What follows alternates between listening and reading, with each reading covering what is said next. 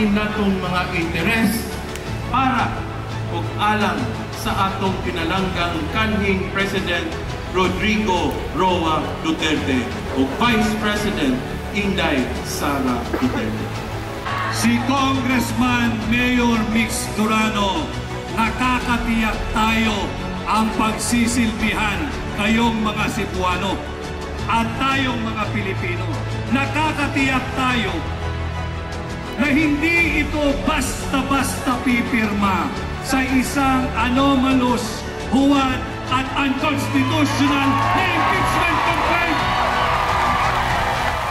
Hindi ito magiging bahagi ng patuloy na political persecution laban sa pamilyang Duterte at laban kay Vice President Inday Sara Duterte.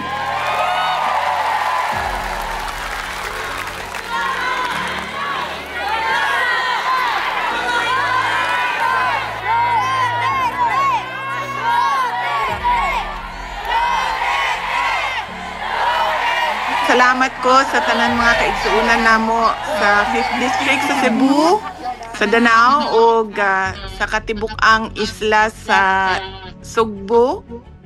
Oo, nagapasalamat ko sa Bakud Party o kay ato ang umaabot na Congressman Mix Durano sa ilahang pagpahulam sa amua o entablado, sa kuryente, sa tanan. Tayo gabi diha madam, daghan gid kayo salamat sa imong pag-live, sa pagbati nimo sa atong mga kaigsuonan dinhi sa Danao.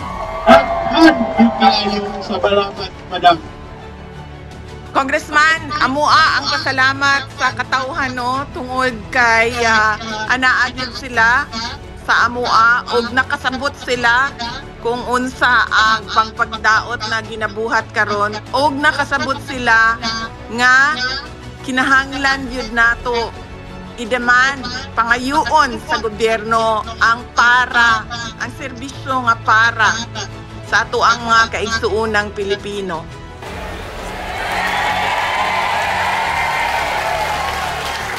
Madam, in behalf sa tanang Danawanon, you are always welcome here in Danao, your second home. Daghan kaayong salamat, Congressman, ug naghinaot ko na makabisita ko puhon dinha sa Cebu kung dili man bago mag-eleksyon, pagkahuman sa eleksyon para mga musta sa ato ang mga kaigsuon ng Cebuano. Sa atong umabot, mga gobernador, Pang Bonifacio, to sa atong mga Bakud members sa kinatibuk-ang 5th Distrito, sa atong mga higala gikan sa Maisog Cebu, ang usa sa mga nag-organisa ining Babiona, sa atong mga kandidato pagkasenador ubos sa PDP laban o sa Duterte, mga higalang Cebuanon, makausapa ayaw gabi na natong tanan.